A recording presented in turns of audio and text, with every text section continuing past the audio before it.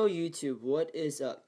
So today we're gonna be doing a video on how you should build your castle, or like for like the buildings, what buildings to build, because as you can see you can't fit all the mines and all like all hospitals and the military tents inside your base, so you have to learn how to prioritize and etc etc. So as you see, I have 207,000 coins right now. That's from me selling my boots, because I was actually searching for fucking dragon protectors, and I found one for a cheap price. I was gonna buy it, but then right when I got out to record, someone else already fucking bought it, and I was flipping shit. Now, anyways, let's get back to the original topic. So there are different. Obviously, there are so many. It really depends what kind of player you want to be.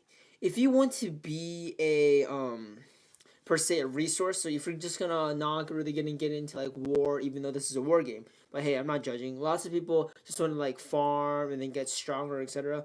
Then you should just literally, you can build 10 max of every resource mine, or just building military 10 or a hospital in general. You can build 10 max. You can expand your things using master axes, which you can get from packs, you can get from events. Uh, Usually you can't really expand much actually, because every single one of these using master axe to unlock places, you only get one spot open. I mean, it's not bad. Actually, it is pretty bad. It's actually very bad. It's pretty unfair, to be honest. Anyways, back to the point. It really depends on what kind of player you want to be. But honestly, you shouldn't build saw mines, not saw mines. What the hell, sawmills? Because sawmills, if you haven't noticed, wood in this game is the most easiest to get. Because you can actually stack up wood, unlike food. Food you can't stack up because of fucking upkeep. And like iron and silver, yes, it can stack up as well. But the thing is, iron and silver is very scarce, and it takes forever to gather, unlike wood, which you can gather a shit lot, and you can like save with you can get it from barbs and save in your items. As you see, I have a shit ton of wood that's saved up. Anyways, my point is you should not do sawmills. Honestly, I only have one, and that was to get my where is it? 25. It was get this reward, upgrade a sawmill to level 25, and I'm just keeping there cause like why the hell not? I'm just keeping it there. So honestly, what you should focus on is building farms for training troops, because like it takes actually a shit lot of food to train troops. You should build silver mines and iron mines. If you're a resource player, you should build those three, and then you should build like a few military tents, but definitely not 10. I would recommend like 5 military tents, and like a few hospitals, 5 hospitals as well. I mean, if you're not a war player, there's no really any point to build hospitals or military tents.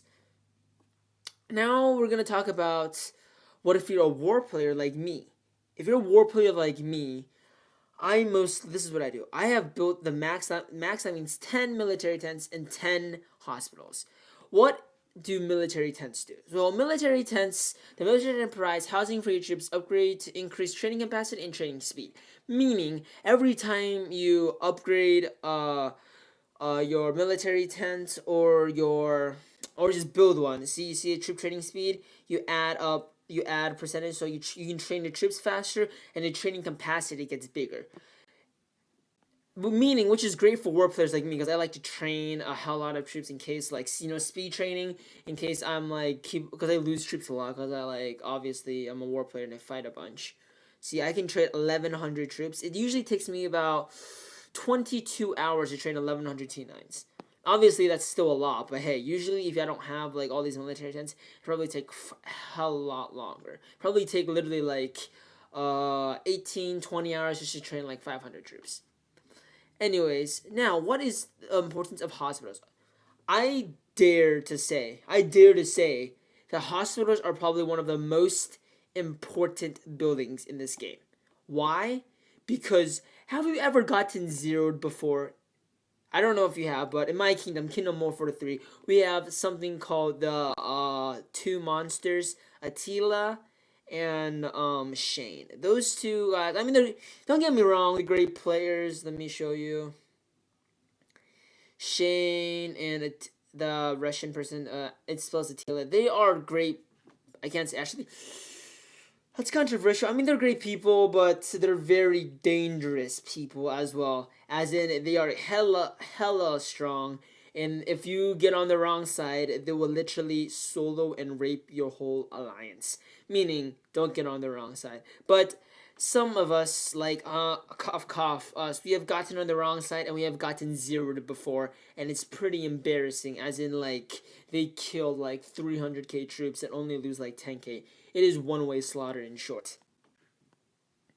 So, what is important about hospitals? Well, if you haven't noticed, your Alliance hospital already boosts, like, gives you a 50,000 base healing. But then what about the rest? Where do the rest of your troops go inside your city? Well, that they go to your hospitals. Meaning, you should definitely get a huge hospital. My hospital can hold 131,900 troops, which actually is a decent amount, but it's not even that big. Because if you think about it, I have 650,100 troops. Meaning, if I get zeroed, hell, okay, let's see. 180,000 minus 650, that means I would literally have about 400k troops dead if I'm completely zeroed. Obviously, it is very rare for me to get completely zeroed because, yes, I have a shitload of troops to protect me, so it's gonna be hard, and my buffs are pretty decent, so it's gonna be hard to zero me. But hey, you never know. I might get like hit like a bajillion times and then get completely zeroed. Which, just so you guys know, if I get zeroed, I'm literally quitting the game.